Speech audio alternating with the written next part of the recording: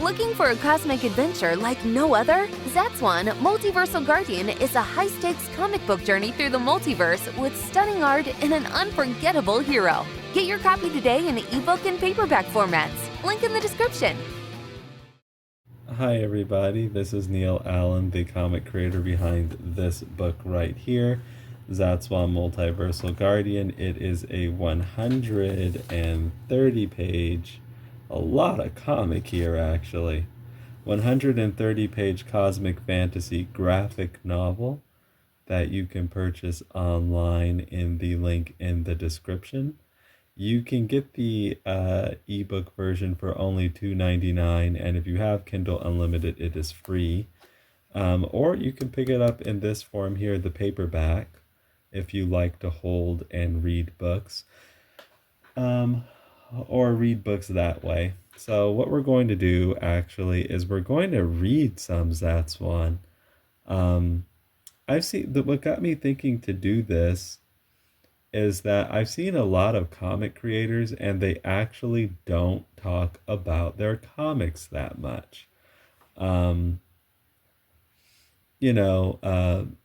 may have a trailer at best, but a lot of times they're either talking about some like pop culture takes, like commentary about that, or they're talking about how they do artwork, or they're talking about drama. But I actually don't see people actually really showcasing their actual comics too much. And I don't want to be a creator like that. I want to be about my comic book first and foremost. That's why I'm always showing myself, working on it, and so on.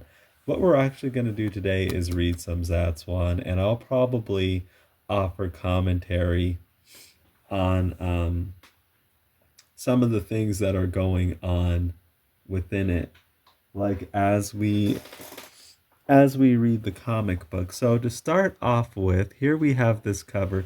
This is not the original cover for Zatswan. I did this cover after actually releasing Multiversal Guardian, and the original cover is the chapter. Actually, you know what? I have hold on. Let me go grab one of the originals. Okay, so here's one of the originals, and I'm seeing this one's actually been through some stuff. It's a little bit there. This is the one that I typically carry around with me and read through, and like throw in a backpack and show to people and stuff like that. So this one's kind of been through some things, but here's one of the originals. So I did this cover later on, and the reason why I went from this cover here to this cover here is because I thought that the characters here were too small. I actually do like this picture a lot, but I wanted to focus more on the characters, and there is a lot going on here. I realized that as an artist, sometimes I can just get carried away with stuff. And it looks really, really interesting. And I think it really ignites the imagination a lot. But I wanted to kind of simplify things and just focus on the characters. So I went with this because one of the things you have to factor in is this is being primarily sold on Amazon. And, when you first encounter products on Amazon, what do you see? You see a little thumbnail. And so when you're shrinking this down so much, these characters are going to get so little, and just the impact. And, there's all this detail and all this stuff going on, which is really interesting. But when you think about it being shrunken down to thumbnail size, a lot of that detail gets lost. So I was like, let me set that aside now. I was like, it would be better to just have the characters larger, the picture more simplified, even though there is still quite a bit going on here. But the main focus, I got rid of the city, got rid of all those other characters, got rid of that fountain, and all that stuff, and just had the Alakazona character here and Zatswan with like a dimensional swirl, and these like things back here are meant to be universes. I do have a video of myself working on this picture, so you can like go through my channel and like find that. The back cover though is still the same, and I remember doing this picture. This was a while ago I drew this, but I distinctly remember doing it. Okay, so let's actually see what this says here. A cosmic fantasy adventure beyond time and space. A.C. Cooper never saw himself as a hero until a mysterious tesseract grants him cosmic power and thrusts him into a battle for all existence. As Zatswan, he must face overwhelming enemies and his own self-doubt. Okay, let me pause there. That's actually pretty interesting. Yeah, one of the themes in the story is A.C. Cooper here, Zatswan, actually coming to terms with finding his place in the world, and also just coming to terms with himself and how he feels about himself. It's actually pretty interesting.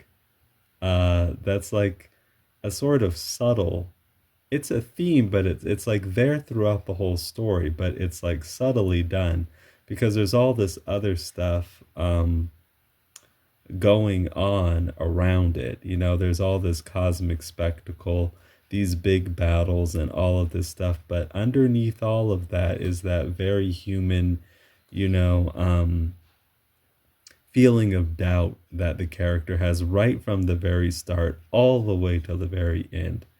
You know, so I wove that and it's like I wove that in, and it's like present throughout the whole story. Really interestingly done, because one of the things that I've talked about before is not losing your characters. Like, one of the things I've criticized Jeff Johns' Green Lantern comics for is being big on spectacle, and it's like doing all this world building and having these like universal calamities going on all the time. But what I feel it lost sight of amidst all that stuff was simply the characters. So that was one of the things I didn't like about that run, was that very low on character. But you know, that said, that's just what the writer chose not to focus on, I suppose. I mean, I hesitate to say it is like a general um like bad thing that can't be disputed. I think you could just spin it sort of as that was just perhaps a matter of choice where the writer chose to prioritize things. But I will say, is it something that I, like, as a reader, didn't really like that much.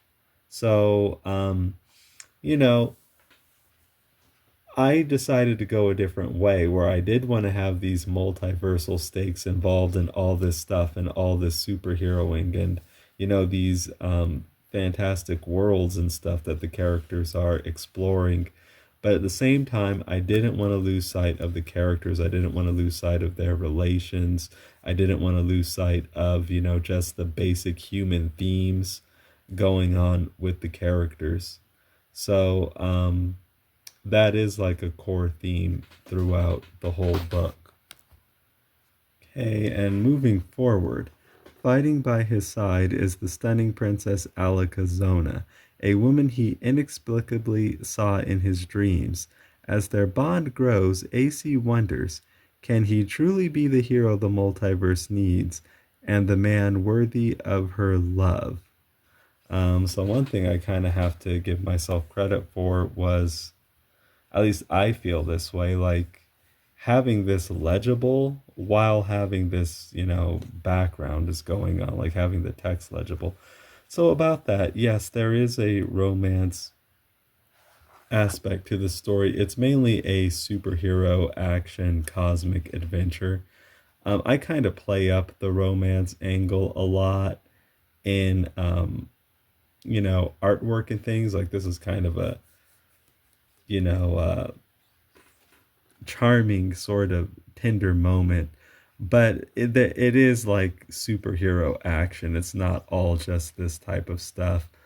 Um so yeah, there is that element going on. But yeah, that's not a thing that you often see in stuff like the black guy getting the dreamy romance with the princess, like the fairy tale style. I saw that there was like something missing there. Oftentimes you don't think about it too much. Or you may not, you may or you may not, but you might not think about it too much. But when you do, you realize, like, yeah, there's not a lot of that type of thing going on. We don't often see people like this in roles like that. Um, you know, I'm not going to say that it never happens, but it's just not something you see a lot of. Um, you don't see a lot of them in a silver agey style superhero type of role or get up either, like with a colorful costume. And I mean, you do see it. I'm not going to say that none of that's there, but the colorful costume, the chest emblem. um even when you think about popular comic book characters like Black Panther and Cyborg, and let's think of some others, even Static, uh, there's something a little bit different about them. I wouldn't say that. Maybe that's a reason why I gravitated so closely to John Stewart, because he actually does seem like he's cut from that cloth. The colorful the colorful costume, the flight, the chest emblem, kind of a silver age sort of mold of a superhero. Um, when you really think about it, there aren't that many. There are some, I think, but it was something that I also thought could be done as well, because I didn't see a lot of it around. So you definitely don't, when you take that combination, your Silver Age type of superhero, classic superhero, right, with the idealized um feminine princess, and it's like a black character, like you don't see a lot of that around. So um he stands out. As simple as the idea is, you know, like it doesn't seem like it's anything groundbreaking, and it usually wouldn't be, but when you put this particular character in that spot, it definitely stands out, I think. Um, so, Zatswan does fill that mold. He was designed to fill that mold, classic superhero. Um, colorful costume, chest emblem, cool idealized powers, not stuff, not like big on tragedy. I'm not saying that Zatswan doesn't face adversity, but it's definitely not anything like Cyborg, the Teen Titans character. Definitely nothing going on in here like John Stewart blowing up a planet. um and even something like Spawn, Spawn is cool, but of course it was of course always designed. See, that's another thing, like a character like Al Simmons and Spawn, they weren't designed he wasn't designed to be of this mold. You know what I mean? So I intentionally made a character of this classic superhero archetype, you know um with another classic type of love interest archetype. And, it might seem, like I said, not groundbreaking or maybe even kind of generic um, in some ways, but when you factor in what's really going on here and this particular character and what he is, I think that goes out the window because we don't see a lot of that going on. Not with these types of characters. They're usually not in these types of roles. So Zatswan, scratches the itch. An itch that I think some people have. Some people have. It's something different to see. Um, People to see themselves in perhaps in a different type of role that they're typically not allowed, so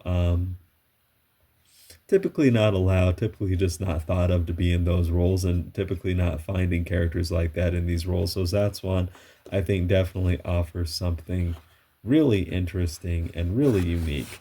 And by the way, that cover here is actually used. It is in the book, but this is actually the chapter one cover, and the chapter one is titled Attract Mode. And what Attract Mode is that it's when you see a video arcade, the types of things, like those old arcades, and you see they're just like nobody's playing them, but they're like cycling through like some automatic gameplay footage or a story sequence or whatever.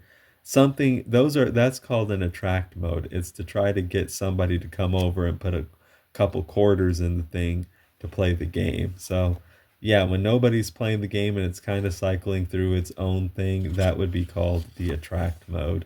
So interestingly, I thought I would call the first chapter attract mode because honestly, like things like old Sega arcade games and things like that are a big inspiration, for Zatswan. I mean, going back to this back cover,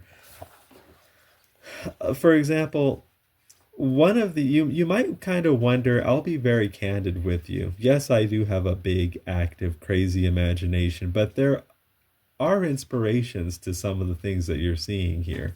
Um, this background, for instance, is inspired largely by the Sega Master System game Fantasy Zone 2, in particular Stage 5, which is called, um, this is like, is it like Bun Bun? Like, what is the name of the so in Fantasy Zone 2, typically you go to these different planets and they all have different names and they're named something crazy. Let me look up what that. I know I got it wrong. I'm probably thinking of like Bao Bao, which is stage 4. Stage 5, which is like a water level, is escaping me, but I want to get it right. So let me look up what this is called. Okay, I just remembered actually without having to look it up. I promise I didn't look it up. It's Chap Run. So anyway, Fantasy Zone 2 is this really beautiful 8-bit game that has these really vivid and like really intricate and kind of crazy backgrounds. So, I've been around Fantasy Zone 2 in some form like all my life. Like I have like it was just always there ever since I was like born. I don't have any memories when Fantasy Zone 2 like wasn't around. You know what I mean? So and some of my earliest memories are like seeing that being played. And I think it like left a huge impression on me. So actually I don't think it left a huge impression on me. I know it did. It's kind of funny to think about the things that really in some ways change your life and shape who you are and what you're like. It was even just that interesting game, Fantasy Zone 2, starring Opa, the Tears of Opa Opa. But yeah, like seeing like being, I mean, my earliest memories, just seeing that played, and all the vivid backgrounds and interesting enemies and the different worlds that you would go to in the game, that stuck with me all these years. Like, I never forgot about Fantasy Zone. So yeah, it's like served as a big inspiration, particularly the Fantasy Zone 2 Stage 5 chap run.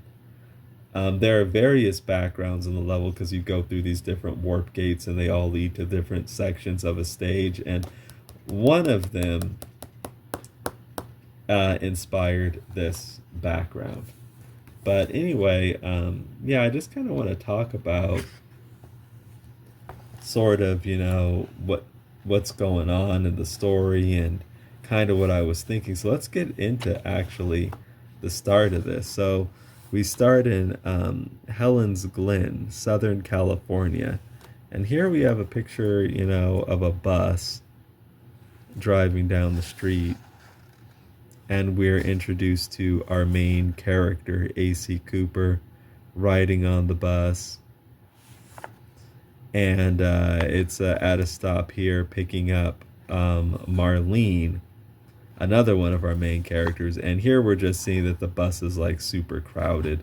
We have AC like sitting over here, Marlene just getting on it, and there doesn't seem to be any place to sit. So AC Cooper here volunteers that you can sit here if you'd like. And then Marlene, thank you. So that's the first page, actually. Like a lot of art, a lot of like establishing the setting, not a lot of dialogue. This was done intentionally because, as I've mentioned in other videos, even some that I made recently, like I did not want to overwhelm a new reader with text dumps. I really didn't want to do that. I was like, let this art speak for itself. So basically just establish the setting here, and I wanted to do good detailed artwork with this. So this is like pen and ink and watercolor here. Establish the character. He doesn't even have to say anything. This is just our dude. Another character is coming in, getting on the bus. These are the people. Okay, so then a girl gamer. That's always cool to see, which is an interesting thing I wrote. I mean, I'm talking about ultra retro games like Fantasy Zone 2, but these days, like, everybody plays games. It seems so. It's not that like out of the ordinary to see people playing games, but regardless, I still wrote it in here. So what you playing? And yeah, she's seeming a little uncomfortable here. It seems like an innocuous question, but let's see what happens. It's Real Road. Huh, never heard of it. What kind of game is it? Well, it's an otome game. A what? Okay, so if you don't know what this is, and you're not expected to, an otome game is like a game. Otome basically means, it's a Japanese word that means maiden. So you can like refer to it as like a maiden game. It's a game that's geared towards women and girls. That's usually, oftentimes, a visual novel, and the object of the game is to get to form a romantic relationship with one of the various Bishonen characters in the game. So kind of like a dating sim type of game with various themes. It's one of those, she's kind of uncomfortable because, I don't know, she's just not terribly confident in coming out that she's playing this sort of romance video game. So anyway, moving on. She's like, it's like a text adventure, a visual novel. Oh, I get you. I don't want to disturb her. So basically, these are his thought captions, of course. Okay, so he can see that she is somewhat uncomfortable, so he picks up on that and just backs off. Like she's playing her game. I don't want to. This is exactly what he says. I don't want to disturb her. Leaves it at that. So then, 43 post office to college. That so he's there riding the bus, and it's arriving here. And then there's something up in the sky. What? And that star. Like I hope. I'm sorry about the glare. I don't. I wonder if it'll be easier without the light. Maybe. That star. It's coming right at me.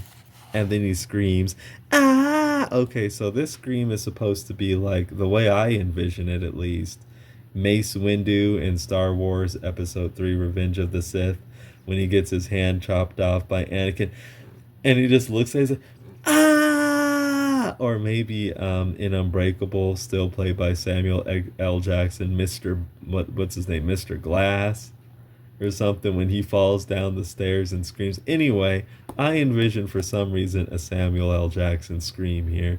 Don't know why. And that's basically how the story begins. And I don't know, like you may have seen other videos of me, talking about Zatswan and people saying that it's like abrupt. Well, you're seeing it now. Not a lot of dialogue. I kept the dialogue like at a minimum, intentionally, because I didn't want to overwhelm the reader. I wanted the art to do most of the big lifting here. Like people, because I know that people like looking at pictures. I do know that. They like doing that oftentimes more than they like reading. At least the thing is, like, people will read stuff, but that takes more of a commitment because it takes more brain power. You can get them to read once they have like some loyalty to you, once they kind of feel like, or some curiosity or something to kind of invest them somewhat. So my thought process was that I don't have that investment from the reader yet. Um, so I was gonna let detailed artwork like the establishing shots and things here do the heavy lifting to give them something nice to look at, and just keep the dialogue pretty light, but still let you know who the main characters are and give you some sense of them. And then stuff just happens. So I wasn't going to give people these giant text dumps right up front. So then he's screaming, there's a star coming at them. Let's see what happens next.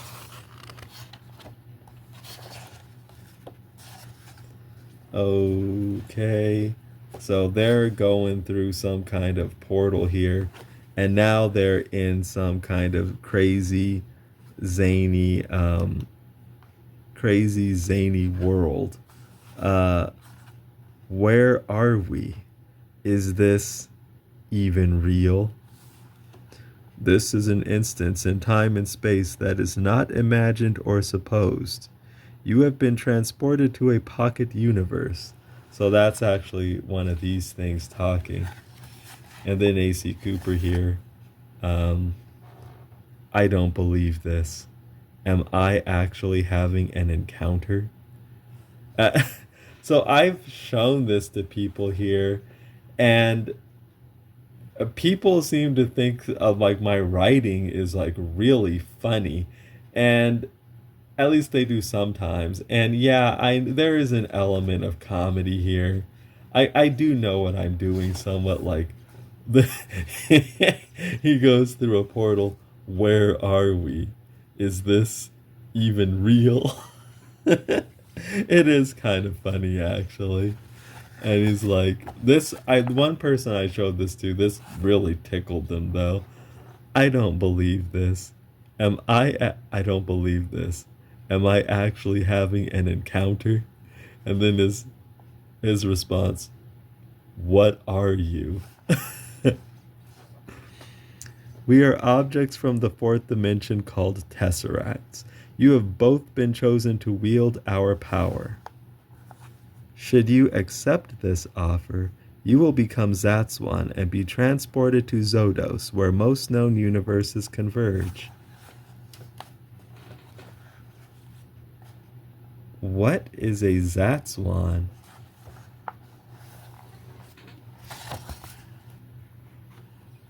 Whoa!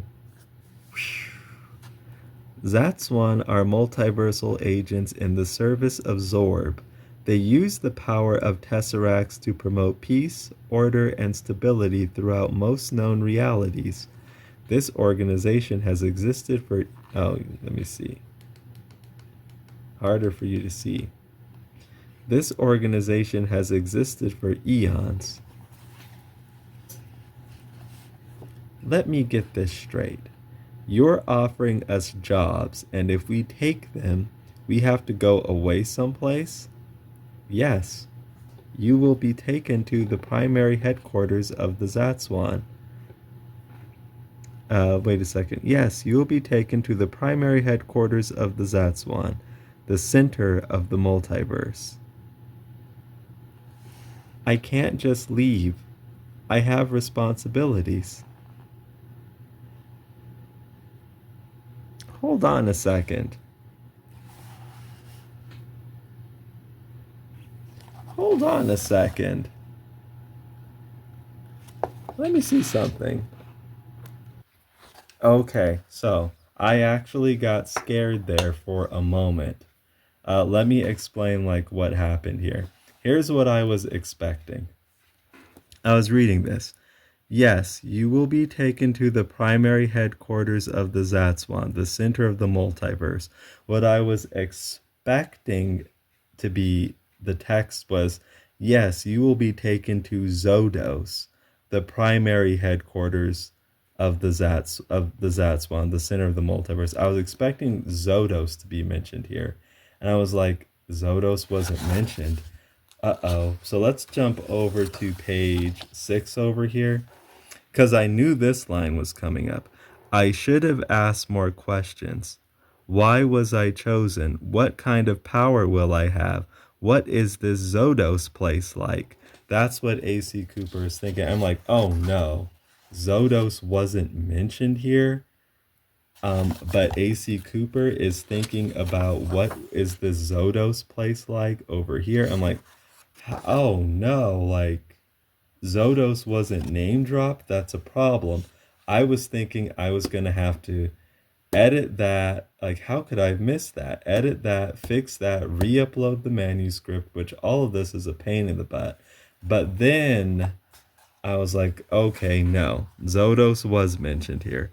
So not over here, but over here. Should you accept this offer, you will become Zatswan and be transported to Zodos, where most known universes converge. Okay, so Zodos was name dropped, so we're fine. Sorry for that long aside. Anyway, Marlene says, I can't just leave. I have responsibilities. Just hold on. This is a lot to take in. It's not fair to ask us to commit to something that will turn our lives upside down without giving it some thought. These shards will allow you to summon us. When you have reached a decision, hold the shard to your heart and say the word Zatswan. Hurry, the multiverse needs you. You will now be sent back to your Earth where no time has passed since you were brought here. Okay, then they go through the portal. So I do have some stuff to say about the story up to this point. This is clearly for those who know, and especially those who know me and my background. This is clearly kind of a play on the Green Lantern origin. So there are some things about the Green Lantern origin I wasn't crazy about. One is that you essentially get alien abducted against your will and oftentimes thrown into an incredibly dangerous situation, possibly, you know, completely against your will, and you don't really have much of a say in that. That is incredibly intrusive. So the way that I played things here was that the characters were like, wait a minute, hold up. I don't know about this. Like, this is a lot to spring on me. Like, obviously they have whole lives going on here. That's why Marlene says, I can't just leave. I have responsibilities.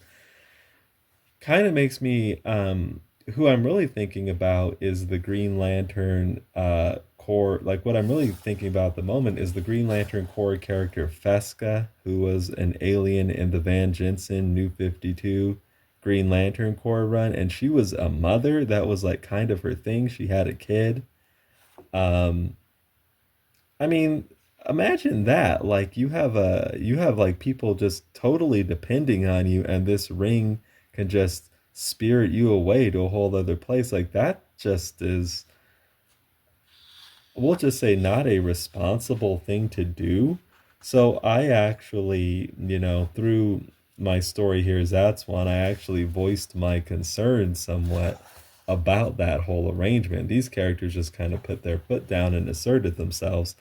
We at least have to think about that before we just go off to some whole other place.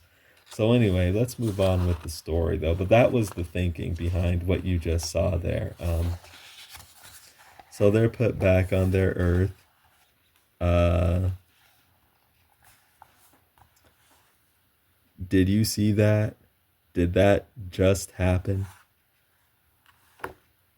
Yeah, I guess it did. What are you going to do? I don't know, but I have to get to my class. We just had a life-changing experience. Maybe we should, well, we should at least exchange numbers so we can talk about this sometime. I don't know how she can think about school right after that. By the way, I'm AC Cooper. It's been nice meeting you. I'm Marlene. Marlene Jolie.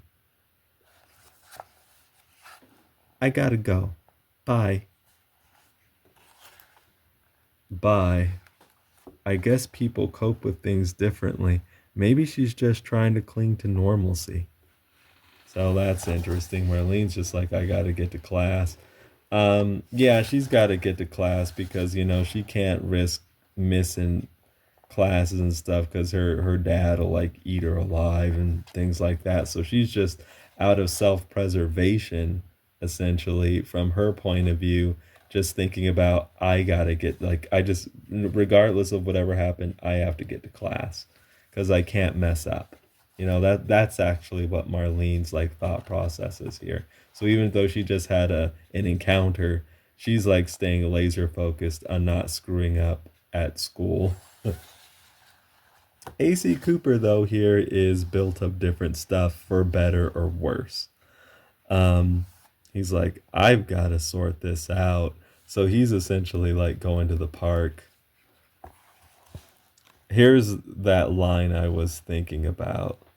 I should have asked more now that it's over and done with and he's not in the situation, he's thinking about all the coulda, woulda, shouldas here. And basically he's just sitting at the park. And yeah, this is like stuff that I would do at times. Like I would just, to clear my head, kind of. It was actually on a college campus. I would like go to where the ducks are and hang out with them and feed them and, hang out basically by the lake. He says, I should have asked more questions. Why was I chosen? What kind of power will I have? What is this Zodos place like? I'm not sure why, but my instincts tell me not to tell anyone what happened. Maybe this is the answer I've been looking for.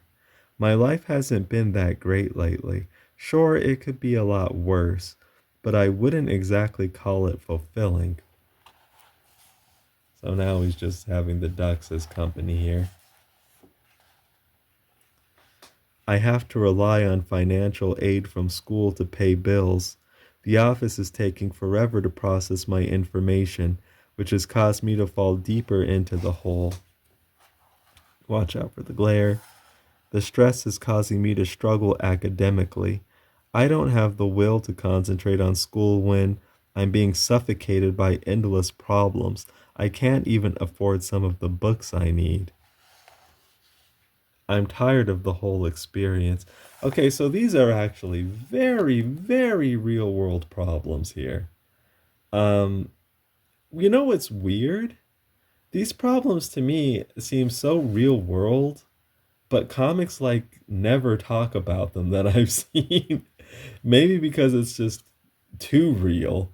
You know what I mean? But the guy talking about like he's in college and I'm sure many of you know how expensive these books are and stuff. And I'm sure you know if you don't like have the book by a certain period in the class, you're just up a creek. You know what I mean? So yeah, you can kind of understand this guy's like problems and his situation here. Uh, that's interesting. I have to kind of give myself credit here. One page, and you just actually see what this guy's like dealing with. And I think it's stuff that a lot of people can understand. And I mean, of course, I wrote it. So, I mean, I get it. But it's interesting. Yeah, it's hard to, when you're just trying to keep your head afloat and you're just not comfortable and you're just trying to like keep your head afloat, it's hard to like perform, I will say, because you're just trying to survive. You know what I mean? It's kind of hard to thrive when you're just trying to survive. I guess is kind of what I'm getting at, and that's the situation that AC Cooper here finds himself in. So I don't know if we don't know if he took the bus or if he's just taking the long way back home, but um, he's just heading back. And here's where he resides, I guess. Um, is this opportunity my escape? So he's seeing an opportunity in this. He's not happy with how things have been going for him. And now he's like, is this my way out? Like, is this an opportunity? Um, yes.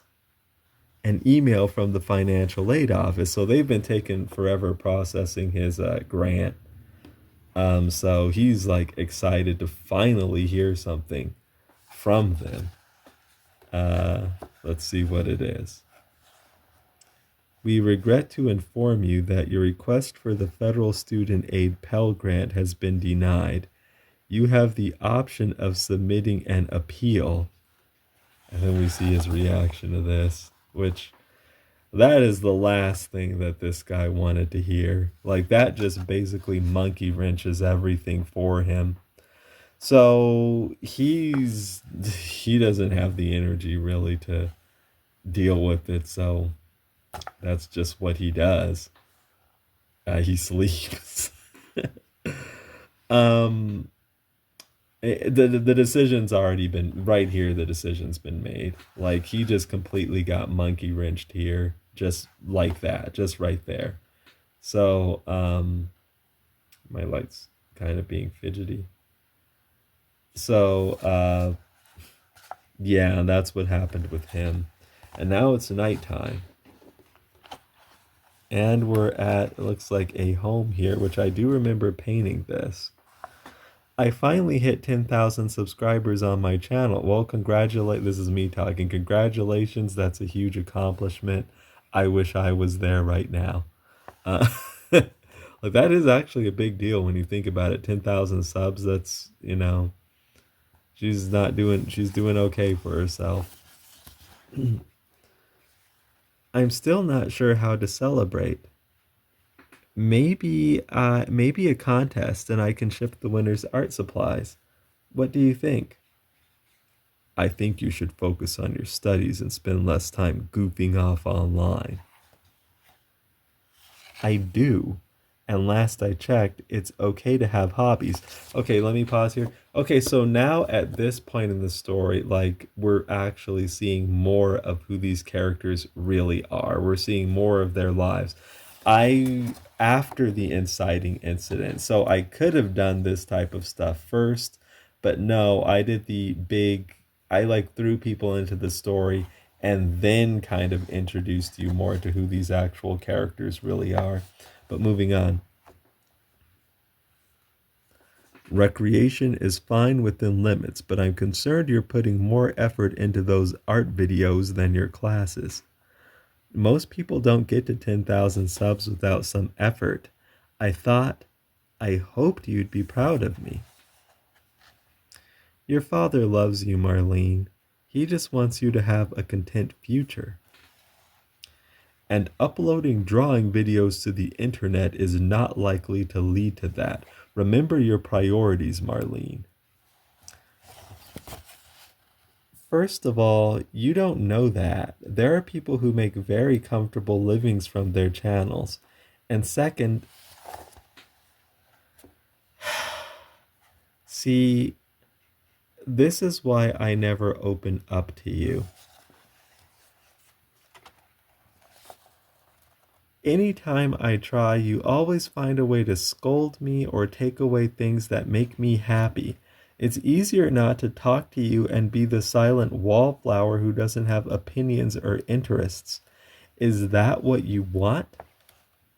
What I want is what's best for my family.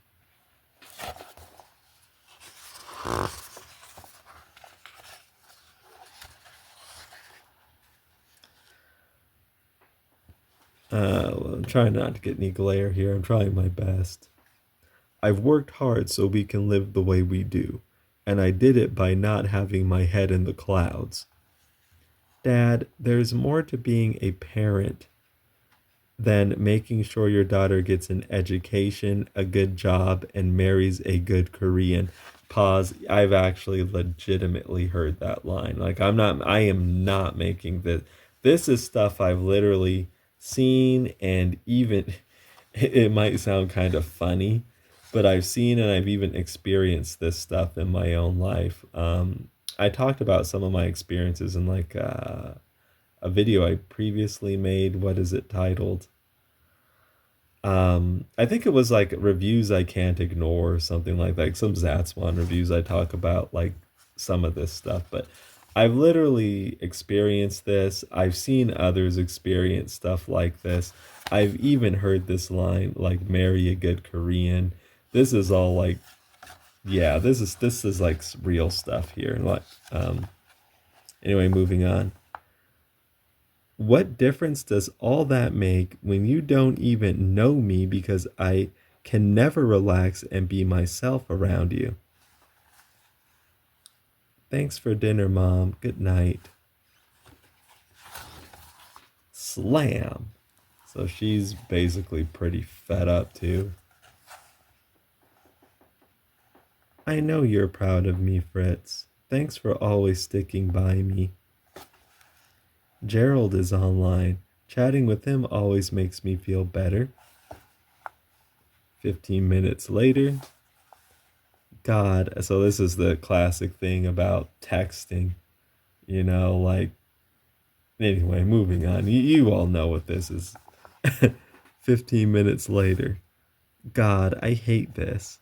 I know he's at his keyboard. He sees I'm online. Why doesn't he say anything? Another 15 minutes later. I'm not going to talk first. I've been initiating too many of these conversations lately. The problems these characters have are pretty interesting. They're basically like problems just people have.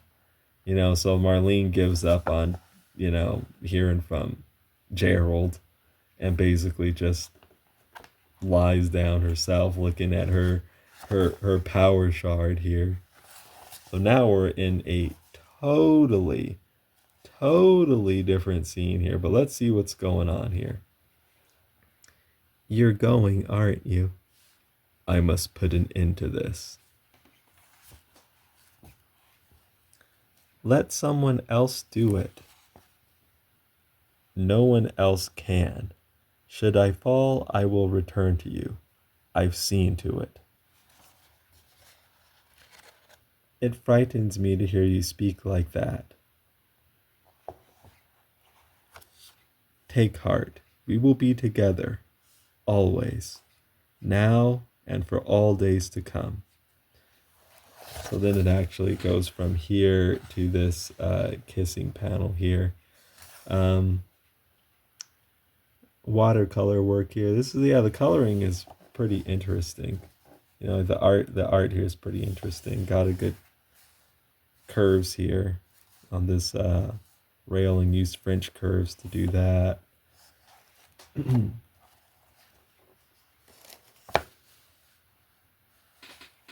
I love you more than I can say, more than I can express. I know you don't have to say anything.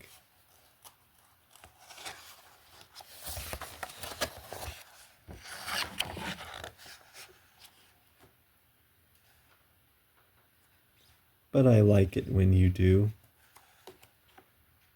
So now this is another different scene.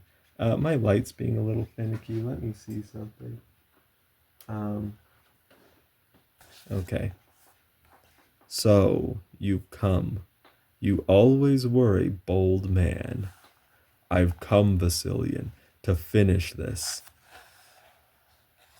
So be it then. We shall finish this.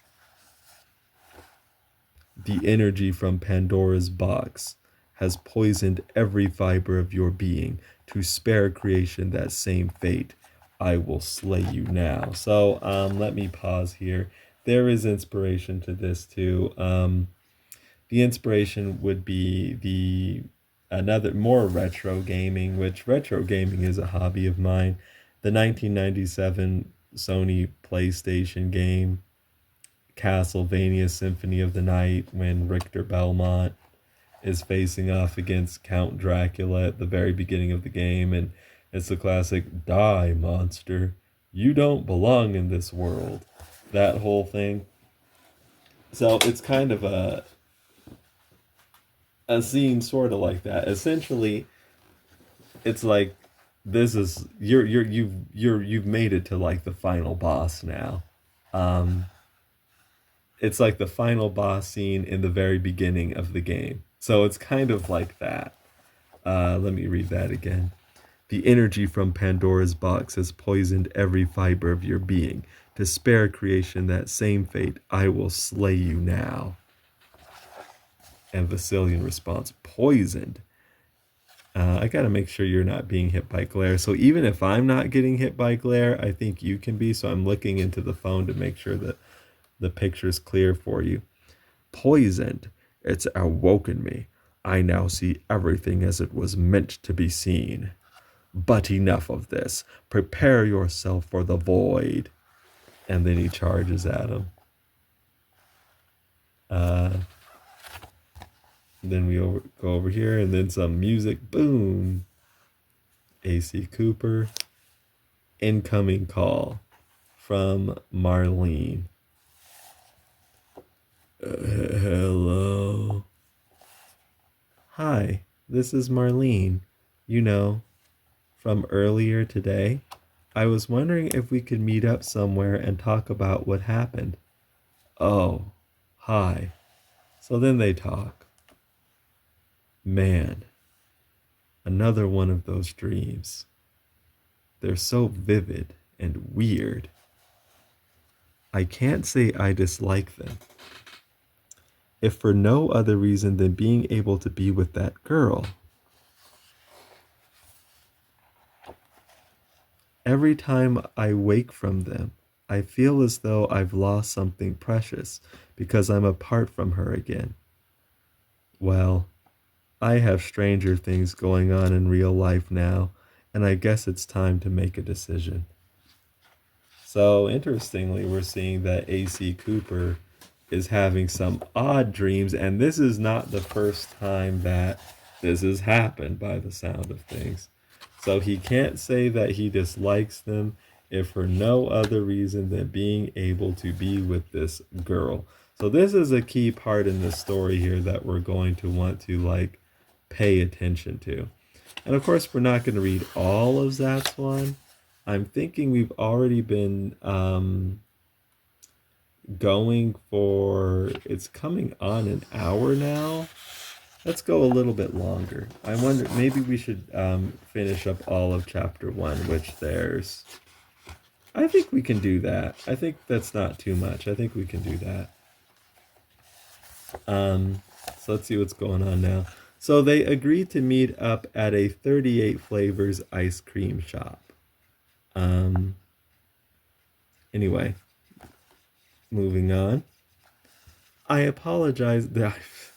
Yeah, I know how. I know how weird this sounds, but you know it. I apologize for blowing you off earlier.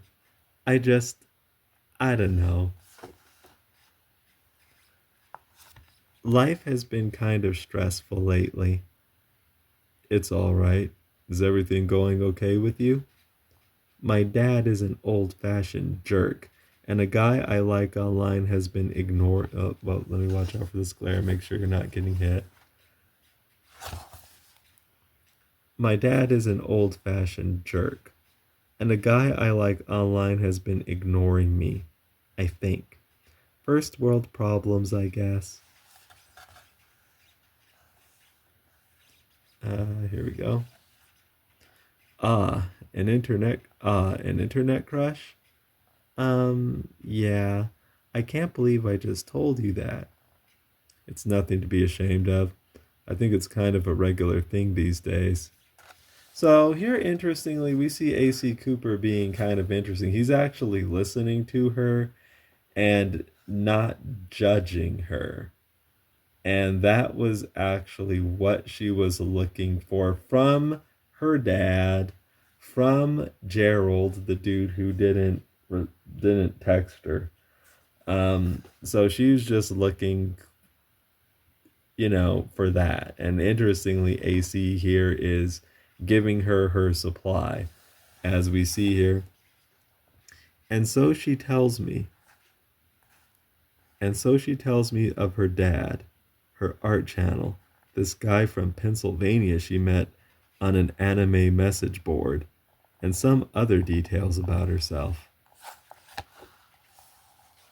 She seems like a really, just making sure the glare's not on you. She seems like a really nice girl. Is there any alcohol in this ice cream? I'm usually not so open with people, especially when I first meet them. I'm surprised at what I've been telling you.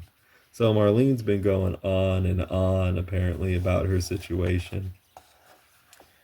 And then she goes on. You remind me of Gerald in some ways. I feel like I can just talk with you and not have to worry about saying something stupid or being reprimanded. But what about you? How's everything going in your life? And here we see AC being a bit like avoidant of this. I don't feel like telling this pretty girl about how broke I am right now. Makes sense. I think a lot of people, that's one of the things I've heard too. Like a lot of people get these characters and they're pretty relatable. You know, it's kind of interesting, like just kind of reading this, like just reading it kind of just as a reader and not like reading it as the creator or looking to edit it or something like that. Just kind of sitting back and enjoying it and talking about it. Yeah, these characters are pretty interesting. And, I think a lot of people, and I've heard that too, a lot of people will kind of like get where they're coming from and relate. I don't feel like telling this pretty girl about how broke I am right now. I've been okay, but Marlene, I'm going to do it. I'm going to become one of these Zatswan things. Why? Just a single question here.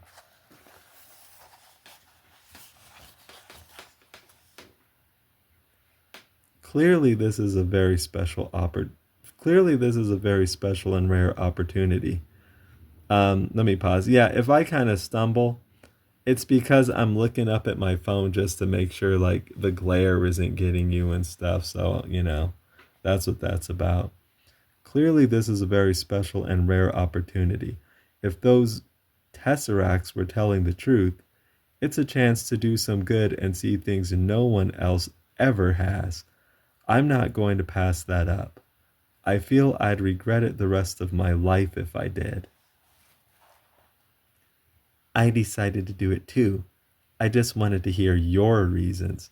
Okay, so this, let me pause here. This will come up later in the story. I'll give you a spoiler.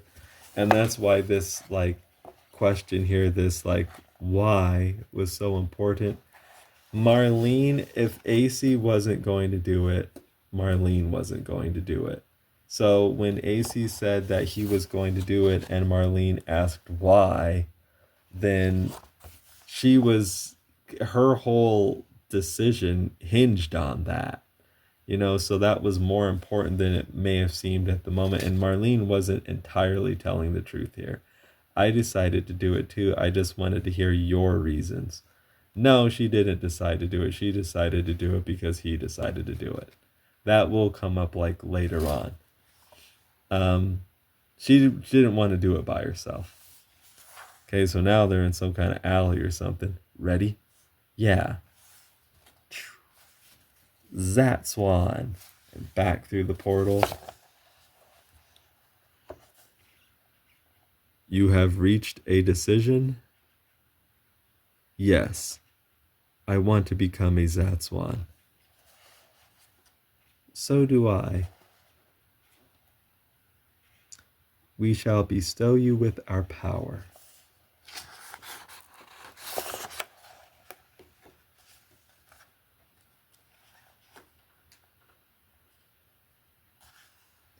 The Tesseract is enveloping me. So it's actually, he's going and it's covering him and he's like inside of it. And we see him here again. And now he's getting his like Sailor Moon transformation scene going on here. Getting the suit, which is like an impressive moment. I did want to have that happen in the first chapter. There's the chest logo. And here's actually this is what AC Cooper looks like in his superhero suit. And they are back again in a crazy pocket universe. So yeah, the story seems to move along at a pretty brisk pace. It's pretty interesting, actually.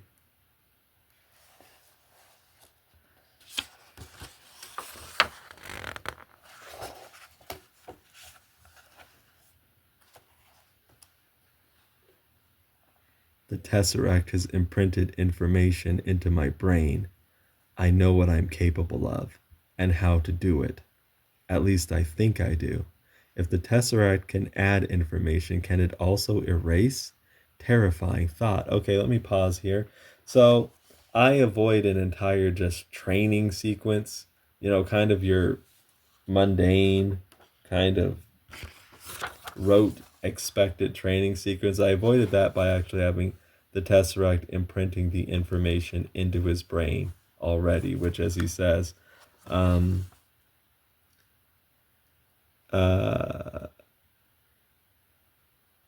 me see. At least I think I do. If the Tesseract can add information, can it also erase? Terrifying thought. Let's see what it says here. Again, trying to avoid glares.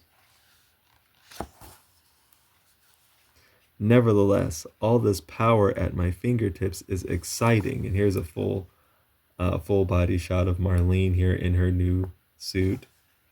I think Marlene realizes that too. You are now Zatswan. You will be transported to Zodos. When powered up, the Tesseracts reside within the core at our belts. We can use them as vessels to pass into the fourth dimension, from where we can access other universes. So yeah, one of the big, let me pause here. One of the big abilities of Zatswan is his ability to travel to different universes. And he explains how he does that again. Let me read that again. When powered up, the tesseracts reside within the core at our belts. We can use them as vessels to pass into the fourth dimension from where we can access other universes. So yeah, I actually thought that ability out in detail. I guess that is what we're going to do now. Sealed inside again. The walls feel solid. So we're seeing what AC thinks about this. We're not in Marlene's head at the moment. But yeah, Marlene is having thoughts, and she's going through all this stuff too.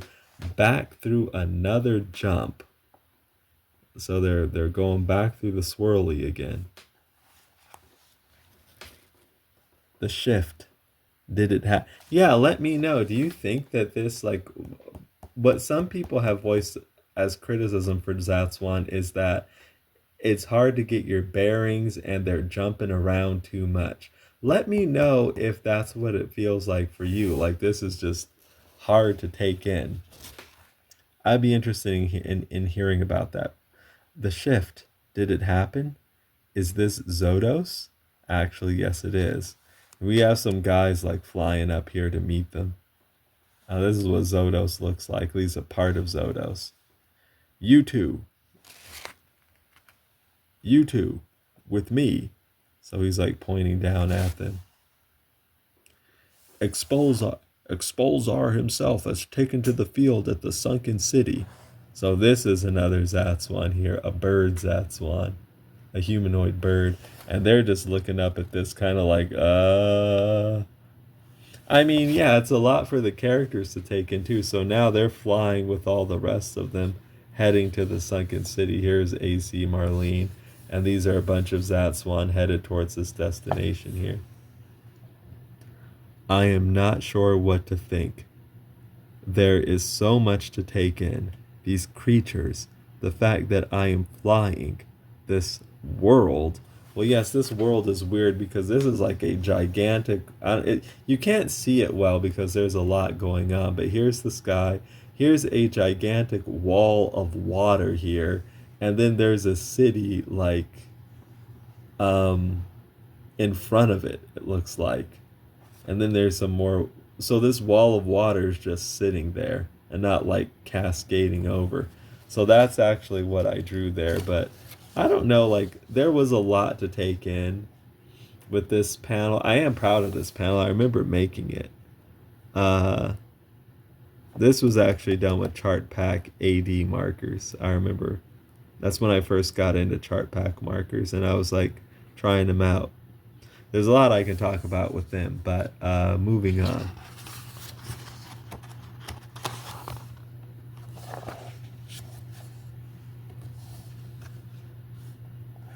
Some strange elevator is taking us down now.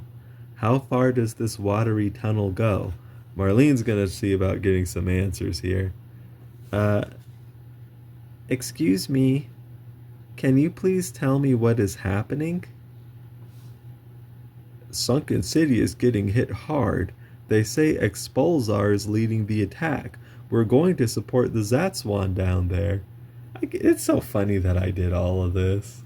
Like, there's a lot going on here, and it's funny that I drew all of this, and it's just interesting to watch. You know, it's pretty fascinating, yeah, that I put all this together, but moving on. I'm sorry, I still don't understand. The two of us just got here. This is all new to us. Ah. What a first day this is going to make. You're now in Zodos, Zatswan headquarters and the center of the multiverse. Now we jump down here. Expulsar and the Conclave forces should not be able to access this realm, just as we aren't able to breach Atarax. Somehow, they've broken through the continuum and have launched an assault. So yeah, there is like interesting stuff going on here. I guess if you're not like used to this, if you're not used to these sorts of comics, I guess it can be, yeah, a lot to take in, but I don't necessarily even see it as a bad thing. It's good you're here. If ever we needed extra hands, it's now. Authorities, you came. What's the situation, Zatswan Larmia?